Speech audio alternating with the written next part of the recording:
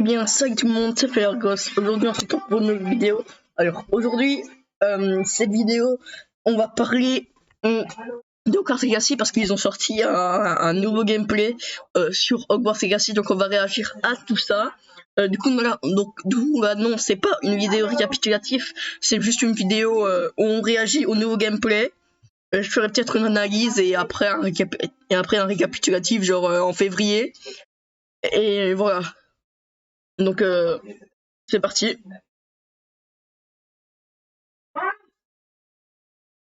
Ok, c'est bon. Les sous-titres.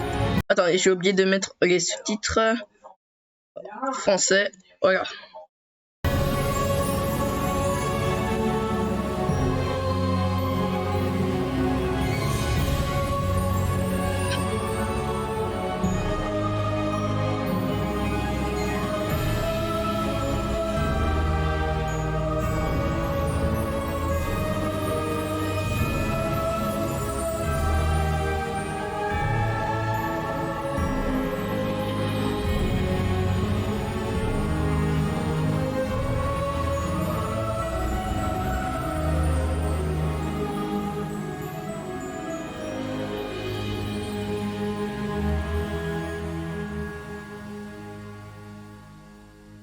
Hey everybody, welcome to the Hogwarts Legacy Gameplay Showcase. I'm Chandler Wood, Community Manager here at Avalanche Software, and I'm honored to introduce you to our panel today. First up, we have community guest host, Ben Snow. Oh my god, I can't believe this is happening. Thank you so much for having me. And from the Avalanche team, we have Game Director Alan Tu. Hello everybody. And Systems Designer Mackenzie Toner. Hi. And finally, just off screen capturing gameplay for us, Andrew Coram. Today we'll be giving you a taste of the open world via broom flight, a deeper look at combat using the Dark Arts Battle Arena, and a look at your personalizable home within Hogwarts, the Room of Requirement, where we may even see some beasts. And we're starting right where we left off in our last gameplay showcase, just outside Hogwarts, which I love that you can walk out of the castle after walking through everything and then just come out here and take off on your broom out into the open world. And Alan, I know that's something that you particularly like about Hogwarts Legacy too. Yeah, I'm a big fan of just being able to hop on the broom and go anywhere. There's something about kind of like the sensation of everything being open to you, and just I love the proximity that I can get to things. I love flying close to the ground, and I kind of wanted to talk about it just because I feel like the brooms are fun for me, not just because of all those feelings of exhilaration, but because they're not just, I have a broom and it's done. I actually kind of like some of the mechanics in it. So you see in the lower right, there's a meter there, and occasionally as Andrew's kind of flying up or flying down, you might notice it draining or not. And this isn't the present day where all the broom technology is well known and advanced and everything that we know and love. This is an earlier time where they're still trying to figure out, we're not at the 3000 yet, we're at the 11. So. Oh my goodness, I'm just so speechless right now because this is just so beautiful. The world just looks so, by the way, the broom, is that like the only one, or can you like upgrade that broom to go faster? Yeah, so we have a shop in Hogsmeade, actually a broom shop. And so that sells a variety of different brooms. And it was important to us that the player could customize themselves based on their own aesthetic. So they're purely cosmetic, but if you talk to the shopkeep and help them out, he'll actually sell upgrades. Yeah, and those upgrades will make it so that where normally the broom, you can only fly, you can only go at max speed. It's kind of like a turbo meter down there. You can only go at max speed without the meter going down, kind of closer to the ground. And as you raise into the air, you'll notice the meter drop. And so those upgrades will allow you to increase that distance from the ground. And the broom owner at the sporting goods store in Hogsmeade is trying to perfect the broom and get better at it and know it better. And you can participate that and get better and better brooms through that. I see. And I love that mechanic encourages you to actually explore the world and kind of stay close to the ground. It's not just a travel mechanic, point A to point B.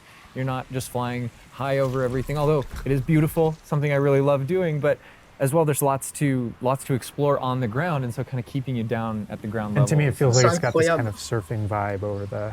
Oh my god, like I'm just like I want to snatch the controller from Andrew right now because I want to go to the mountaintop, I'm going to that forest and to that hamlet, or I don't know if that's how it's called. I think that's what it is. No, it's awesome. We're actually gonna land here, and I feel like Alors, juste deux petites secondes. Ok, là, c'est la caméra, c'est bon. I feel like that you call it a hamlet is just perfect, just because that's what we refer to it as. And so we all know from lore that Hogsmeade is the only all-wizarding village within Britain. Oh non, mais les But we gars, wanted c'est other opportunities to incroyable. kind of meet other characters Oh, out ça, here and kind c'est- of populate the landscape, so it's not just kind of, barren as you leave out this direction and that direction. And so we just imagine these different dwellings, these different smaller locations that wizards might live in out in the Scottish Highlands. And so it's those, and so we refer to those as hamlets, and they're opportunities to learn those wizard stories, how those different locations have kind of like learned to live, what their relationships are with characters at Hogsmeade and Hogwarts. And so they're both quest opportunities out here and a chance to kind of get to know more of the area, even beyond Hogwarts and Hogsmeade that we've already experienced. And you'll also notice on the mini-map, like lots of little icons, Regardez le and petit each one of sourcil those balai. represent gameplay in the hamlets that you can participate in, whether it's a vendor or different puzzles and challenges or different secrets that exist. Each one of those icons are different opportunities for gameplay.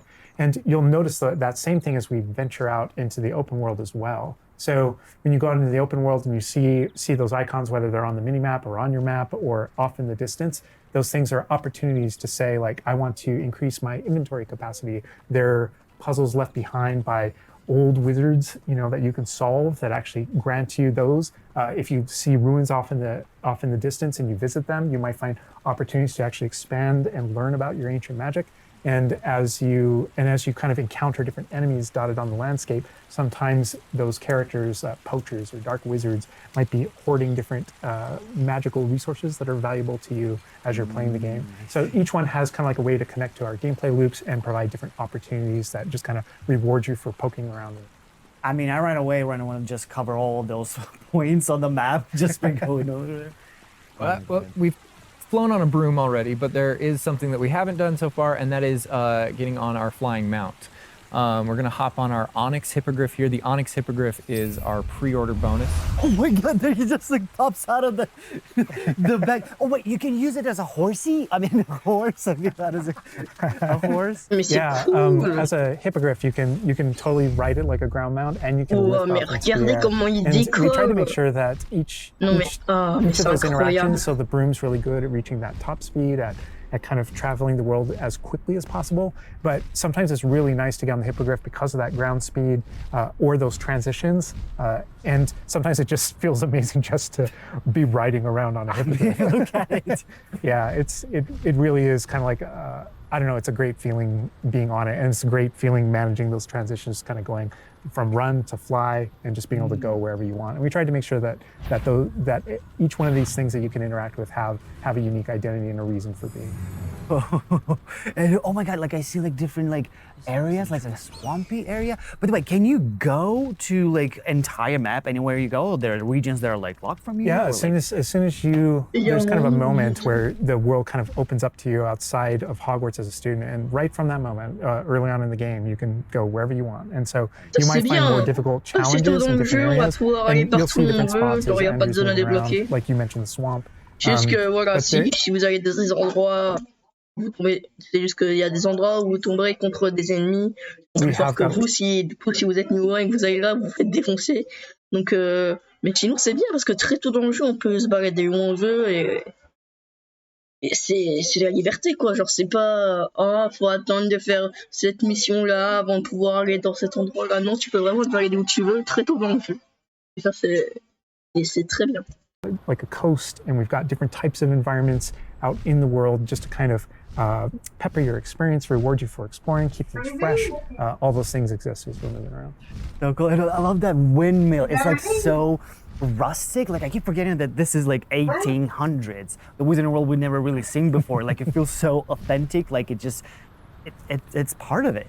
Yeah, I love this vista too, and I'm gonna have Andrew stop here. We're gonna use a bit of dev magic to change the seasons. Actually, I want to see. I Oh, want on you va to see what changer la this world saison. looks like Oh, covered in snow. couvert de neige le jeu. Yes, yes, please. I love snow. C'est parti. So I will- Oh, maybe.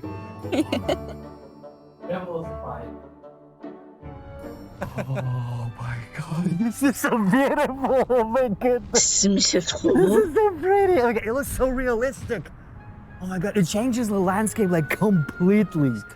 Oh my god, does it have like actual like gameplay impact, like impact on the gameplay, or does it like it's just the weather of Scotland? Yeah, we really use it as a narrative marker marqué en narratif tout through au long the du game. jeu. So as you're Au fur progressing et à through the mesure que vous progressez storyline, dans it's l'histoire, important for us to kind of like c'était have those important pour nous moments de that kind of proposer ce genre de felt like moments. when you're reading the books or watching Comme the quand on movies, lit where les livres, you know qu'on you'll see regarde kind le of like the film. title card On voit winter, arriver, le and now paysage the landscape change. has changed, and you're really feeling On a vraiment those, cette that impression que le passage temps of time passe. while you're a student, you know, going through your year Depuis in de l'année Hogwarts. scolaire à And I Poudlard. think Je we trouve qu'on wanted a to réussi à duplicate that, retranscrire and ça. for me it's really fun J'aime that it's not beaucoup le just fait que ça on ne the se passe outside, pas which qu'en extérieur. I agree. I think it looks really C'est vrai que beautiful. c'est très beau, mais ça But se within the ressent school aussi as au sein de well. l'école. So there are moments Il y a des like when moments, you par read the exemple, certain à l'approche des holidays and things fêtes. like that, where Hogsmeade Après, regarde, reacts l'école to se holidays prépare pour sa and the festivité. school reacts to holidays, and you see the decorations around Et les those décorations environments changent en change. même temps que les That environnements. really helped just kind of make me Ça feel nous like a I'm there. vraiment aidé. And it's not just you know, for the seasons, those kind of vibe things. Like we have a day-night cycle, and that day-night Le cycle cycle, jour-nuit. even though similarly, like it's largely about vibe. When you go into Hogsmeade in the evening, there's less characters there. Around the school, you'll notice it kind of dies down and quiets down. Just when there's just candlelight and students kind of like as you're On croise walking through quelques the élèves halls. quand on marche dans les couloirs. But in that Mais il day-night n'y a pas cycle que is ça where we've kind avec of le cycle placed jour-nuit. a few items where Donc il y a you know, quelques objets whether que or not vous you can pouvez collect them, or récupérer whether or not you can interact ou with avec them, lesquels vous that pouvez are a little interagir seulement en restricted by fonction the de day-night ceci. cycle. Ok. And I love Andrew's flying up here really high up on the hippogriff, and we're just looking at this view of Hogwarts in the distance. It's just absolutely beautiful. It's part of what I love most about flying around in this game, whether it's on a hippogriff or on the broom. No, I mean, you talk about going anywhere and things that you can see in the distance, and that's one of my. I still can't get over, like, no matter, I played this so much, but I still can't get over the fact that I can see Hogwarts out there, and there's just something beautiful about knowing that all of the things inside of it, the classrooms, the students, the professors, all the places I can go, I can just fly my hippogriff, land in the courtyard, enter the front doors, and just walk, you know, to the library, to class, or to greenhouse, or to my common room. That it's all contiguous and just kind of like one space is still exciting to me after all this. I mean, I'm just I'm speechless right now. It's just absolutely beautiful. It's just, oh my god. As much as we want to spend a lot more time out here just flying around, experiencing the world, I think this is a great opportunity to switch over to combat. And last time we gave you kind of an intro to combat. This time we're going to really go a lot more of a deep dive on using the Dark Arts Battle Arena, which is part of our deluxe edition. Ok, bah moi j'ai All right, Andrew's got us in the Forbidden Forest, which is where the Dark Arts Battle Arena is. Which is part of the Deluxe and Digital Deluxe Edition. I love the way that the Dark Arts Battle Arena is actually part of the world. It's integrated into the world, so your experience is more immersive than just choosing an option from the main menu of the game or something like that. Reason to go to the Forbidden Forest. Exactly. There are many reasons to go to the Forbidden Forest, but he's also wearing the Dark Arts cosmetic set, and here he's pulling out the Thestral, which is part of that Dark Arts pack from the Deluxe and Digital Deluxe Edition. So we're going full Dark Arts here. That's good. That's on est à fond dans la magie noire. But I like this battle arena. It is a great place to Donc là, on est show dans la off forêt interdite. really combat in a big way, because it unlocks some interesting abilities for you and allows you to really play around with combat in a deep way. And is this like the only arena like this in the game where you can like practice? And Yes. do-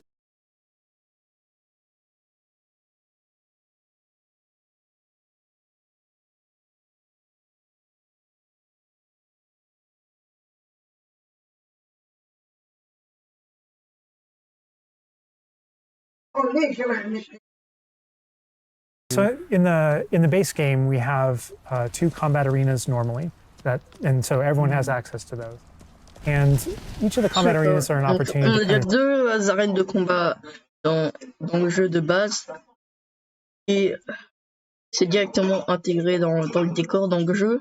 Et du coup, on a une 3e arène de combat, cette fois-ci de magie noire, avec les 2 éditions de luxe, donc l'édition de luxe et l'édition digitale de luxe. just go through a difficult combat challenge. Donc chaque arène vous permet d'accomplir un défi de combat difficile, de combat Fight urbain. through multiple waves Ok. in order to Pour obtenir un élément esthétique earn a different cosmetic for your character. et agrandir la collection de Add votre that to your personnage. In the case of C'est the, exactement la même chose pour it's l'arène no de combat different de magie than noire. the Dark Arts Battle Arena. That's also true. C'est le même concept d'arène The de combat combat, arena, but mais il y a un but truc one of the things that we're qui excited est about bien avec the l'arène de Dark Arts combat de Battle magie Arena noire, that people can do c'est qu'on peut arriver avec différentes compétences préchargées. is you come in preloaded with different abilities. So the Concernant les sortilèges unforgivable curses are something that everyone's going to have access to les through acquérir the au base fur et à game and mesure going dans to le be jeu able de to earn, base. and they can make Les choices joueurs in peuvent order choisir de to les kind of ajouter à like leur add that to répertoire. their repertoire, and they can also Ils commit to peuvent that choisir d'en down s'en servir avec with certain certains talents. talents and things like that. When you Dans l'arène de play the combat de Dark Arts magie noire, Combat vous avez Arena, accès you actually have access to all those à toutes things ces choses, vous pouvez toutes les as kind of like tester. a way to test them all.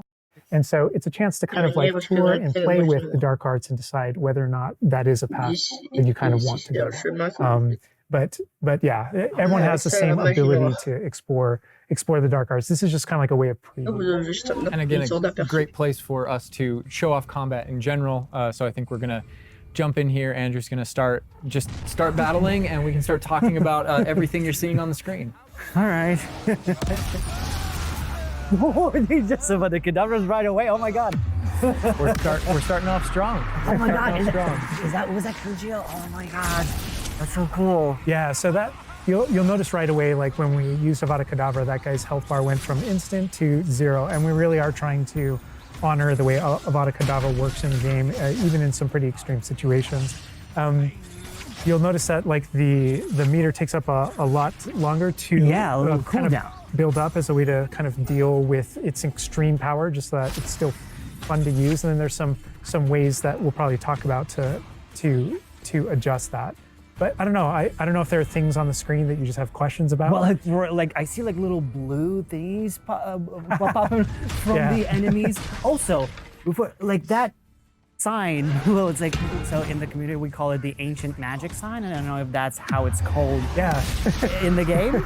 So the community is astute. So on the development side and in player facing in the game, we reference that as your ancient magic meter. Oh, so it is ancient magic. That is, yeah. So as your abilities in the game keep growing and you become exposed to some of the secrets about your own kind of mystery and your own abilities, you start unlocking new powers. So one of those powers, you'll see the R1 button appearing throughout the game.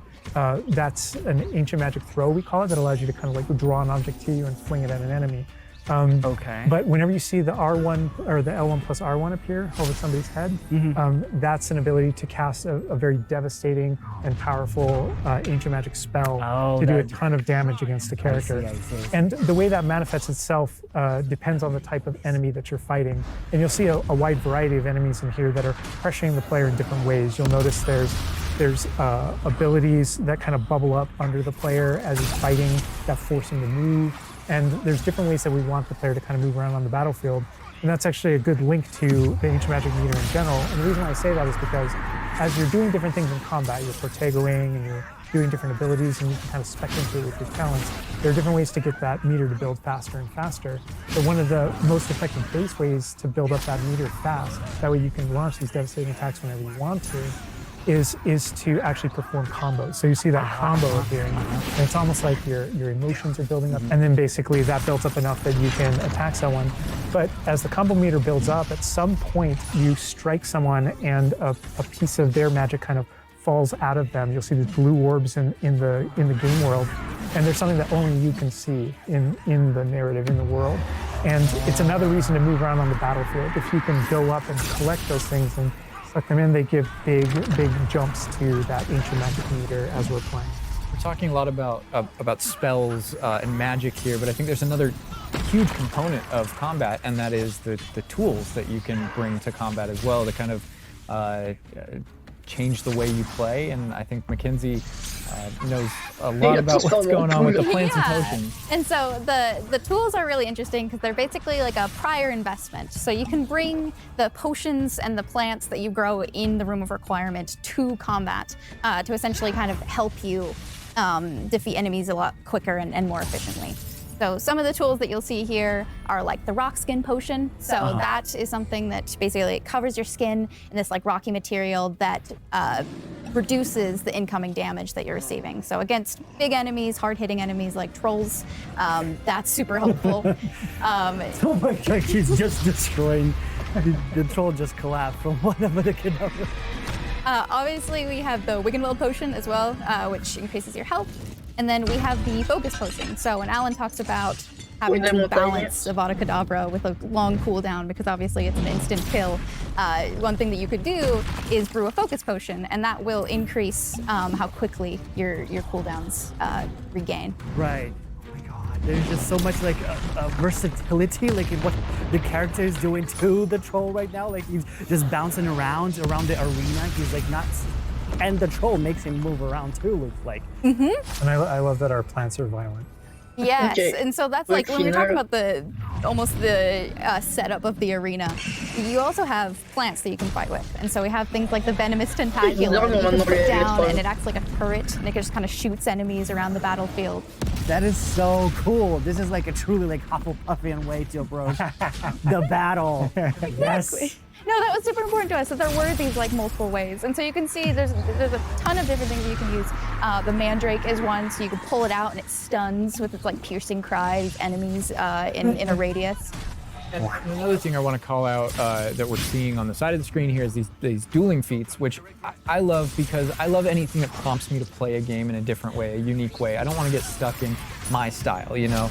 And so this is a way to, if you want to get stuck in your style, go for it. If you just want to blast people with spells, go for it. But we also want to Wesh, il a fait exploser, il a transformé en pierre, il l'a fait exploser. things over here that may C'est un peu make you violent quand use même, hein. certain plants or certain potions or block more or Yeah, we mentioned the Autant field la guide transformation challenges poule exceptée, mais là, wesh. in the prior stream. In the field guide challenges, this is the way that the field guide manifests like challenges for you to do in combat.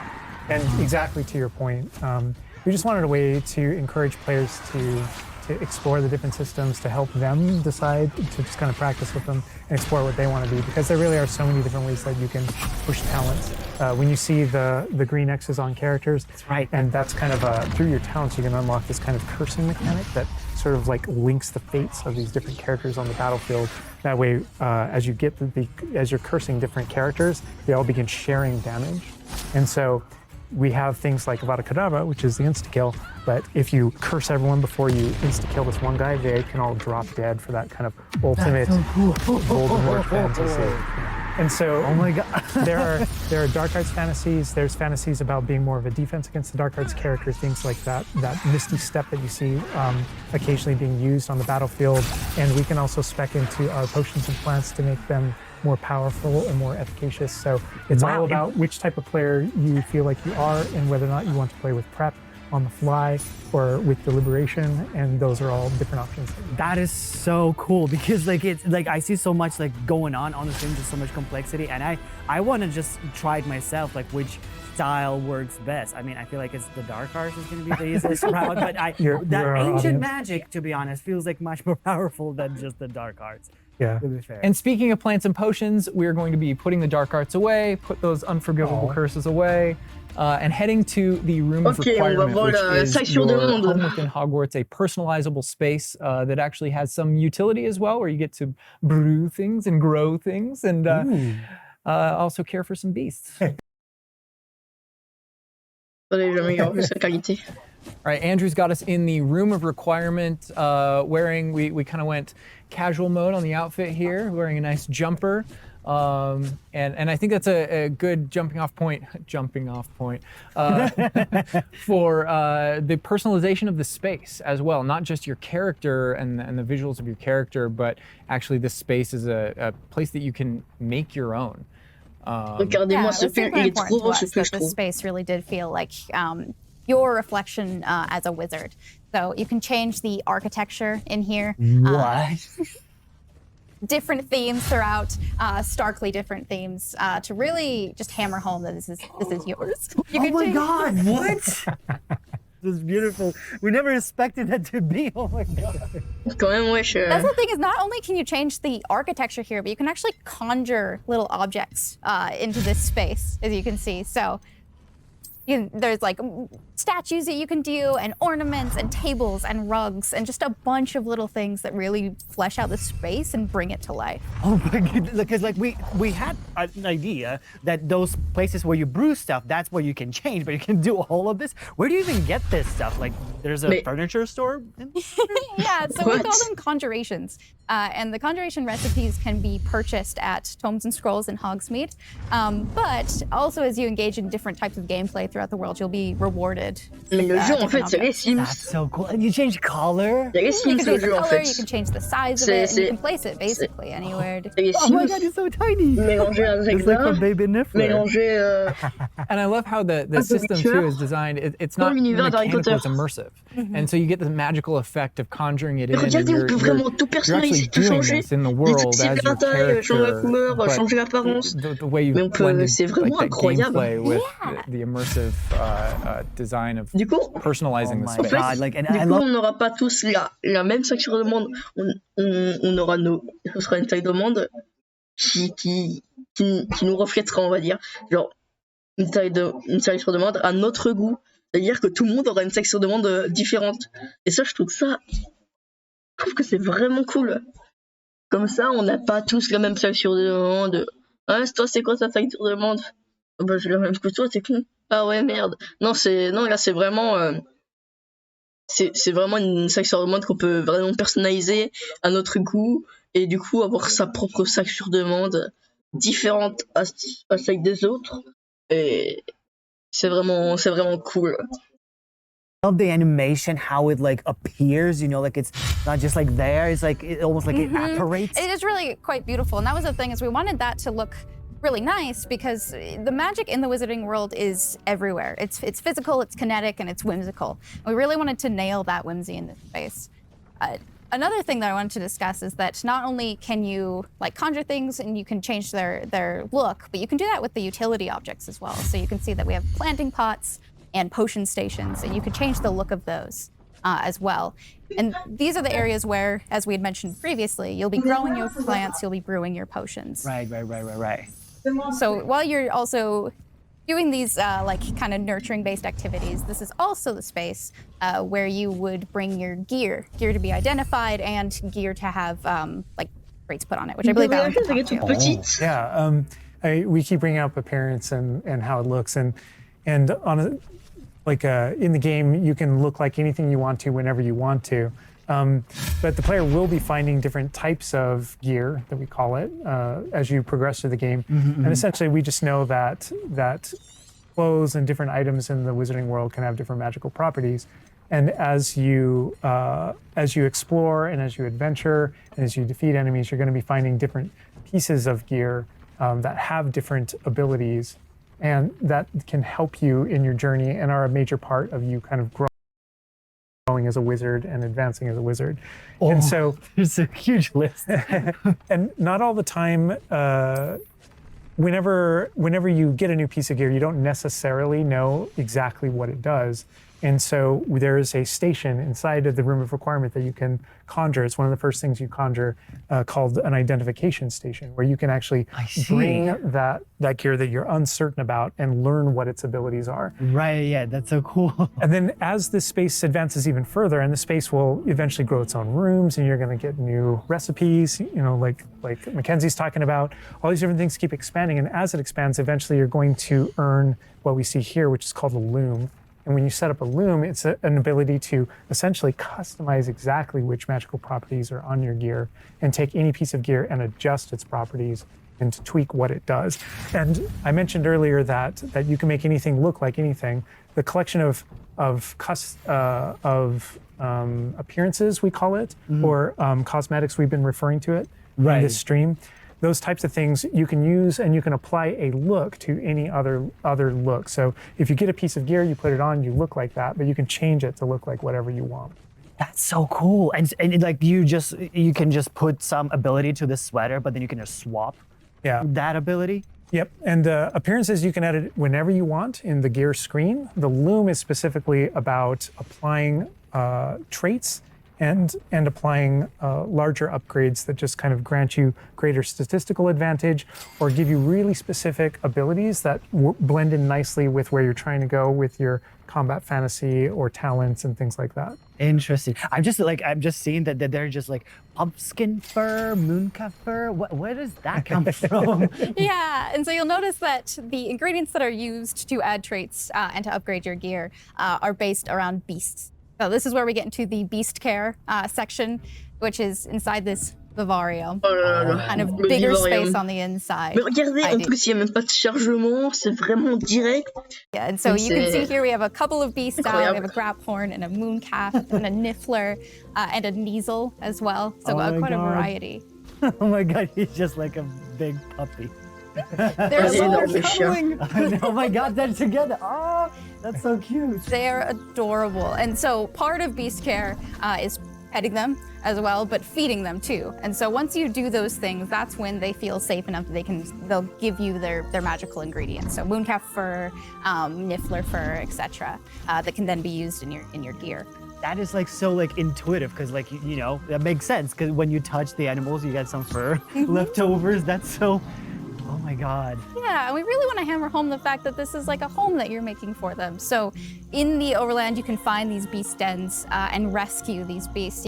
Part of doing so is brushing them and feeding them food as well, and to build that relationship with your beasts. In addition to be able to care for beasts, you can actually conjure things in this space as well. The house, the cottage. Yeah, right. And so we have like a lot of little ornaments in this area, and a lot of them are purely cosmetic, but they look really cool. Again, it's the personalization of this space. Oh my goodness. No, this is like I'm gonna spend 8 hours just designing this whole area to personalize. This is like cool. It's like you have this little play area, like a personalized fish tank, so to say, just for the creatures. I love it. Yeah, no, totally. And there's like a decoration aspect, but there's also, we were saying inside as well, is there's a utility aspect to it too. So as you progress in the game and you're able to purchase more conjurations, you're able to speed up your process. So one of them, for example, is the food processor, which allows for the beasts in the space to automatically get feed, so you don't have to do it manually. And so you're really building the progression for yourself here. In addition, there's also a toy box where you can play with your beasts. And you'll see here, yeah. So you can, there's a bunch of toys in it, and each beast has their own favorite toy. So as you can imagine, the mooncalf really likes the moon ball, or the neasel, as like a little cat, really likes to chase the yarn ball as well. Right. And they're super cute. Oh my god. Watching them, it's so cute. And the big thing we really wanted to hammer home is that the world is a dangerous place. And so by going and rescuing these beasts and bringing them back here and caring for them, you're really helping them out. There's poachers in the overland who hunt these beasts for their material. So instead, you're caring for them. You're giving them a home. Right. Oh my god, this graphorn is just gigantic. But he looks like my dog. We can't say my dog right now for sure. You could actually name them as well. So like your dog. So getting back into that personalization, you know, yeah, we didn't want you to just like throw in, oh, here's a Ok, donc graphorn ils in sont sur here. Like, PlayStation. this can be Sorry. named whatever Andrew's about to name them. Bruce. That's a good name. You know, we've created this really nice space, and you can get additional vivariums, correct, to different kind of aesthetics and looks to where you're keeping your beasts and caring for them. Progression is a big part of this space as well. So as you progress through the story, you contre, tu will sors par unlock où? more vivariums. So as you can see, this one's quite meadow themed, big, open, bright. But there's other ones, say like a swamp that you might encounter. And it's really a visual effect and more space for your beasts. Oh, so it's like those, so when we're inside the room requirement, there's like on the left, there's that moon glow from one entrance and then some shrubbery going on in the right. Is that what you're talking about? Yep, that's exactly it. Ah, oh, you put trees in here too. Oh my goodness. Même And modifie another les thing arbres, les with gars. the beast care that I Les think arbres. is great, you know, tying back to the same kind of thing that you did with like the broom, where the broom is not just a method of travel, it's actually built in and integrated into the world. in the same way, like Beast Care isn't just this added element. You're not just throwing it on top. There's really this like narrative and integration to everything connects. So as you progress through the missions, you'll expand this space.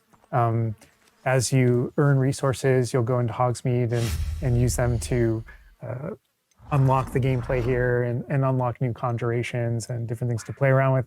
In the open world, it's in those different environments, like the different combat and conflicts and bandit camps and different things like that exist in the overland. Those things are what hold recipes that exist in the loom. So all these things have a way of connecting. Moonstone that you find out in the world is the resource that we use to conjure everything that's found throughout the world.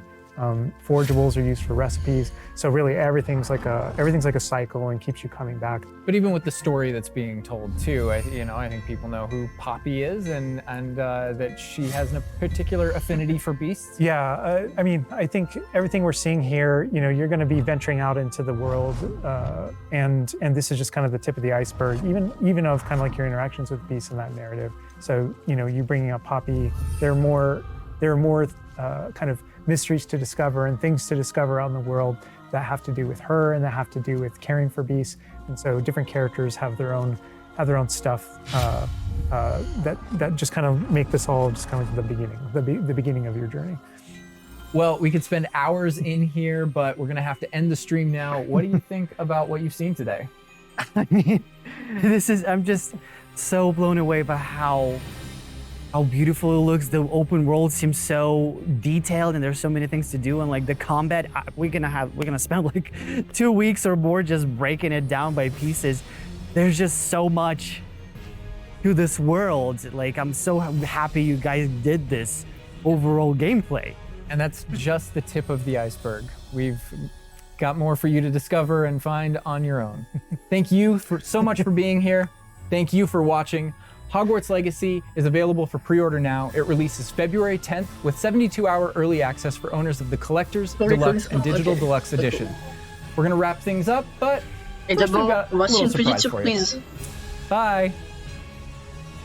Une surprise.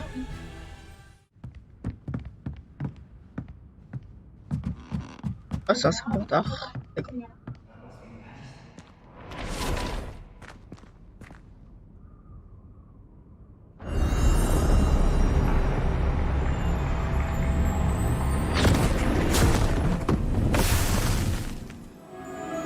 Ok. Ok, d'accord. Ok.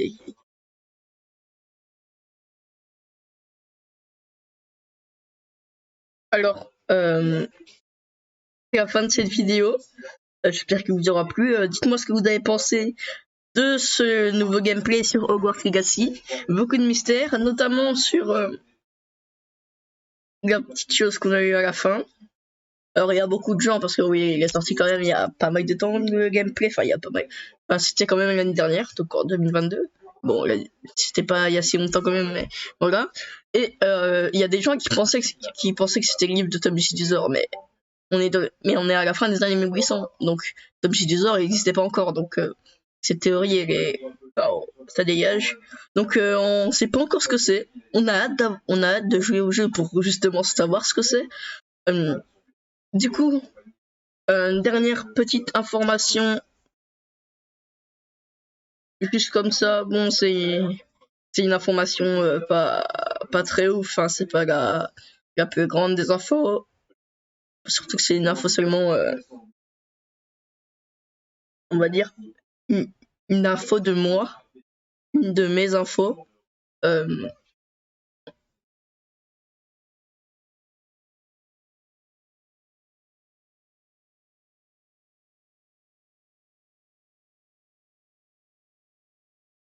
Donc, en fait, c'est bon, j'ai précommandé le jeu. J'ai précommandé le jeu en Deluxe, Digital Deluxe Edition. Du coup, comme je vous ai montré, on a un accès anticipé de 72 heures, ou 72 heures pour les Français. Et du coup, je pourrais commencer le let's play le 7 février à la place du 10 février, donc ça va être ça va être incroyable. Donc du coup j'aurai son bras et puisque j'ai précommandé, bah j'aurai les hippogriffes Onyx. Donc en fait tout ce qu'ils ont montré là, je l'aurai parce que je l'ai précommandé digital de l'exédition et du coup je pourrais commencer le let's play bien plus tôt que certaines personnes qui ont seulement pris le jeu en normal. Ok. Du coup, c'était la fin de cette petite vidéo. N'oubliez pas de liker, commenter, partager, vous abonner et activer la cloche de notification pour être au courant à chaque fois que je sors une nouvelle vidéo. Pour ma part, ce sera tout. C'était Fire Ghost. Ciao.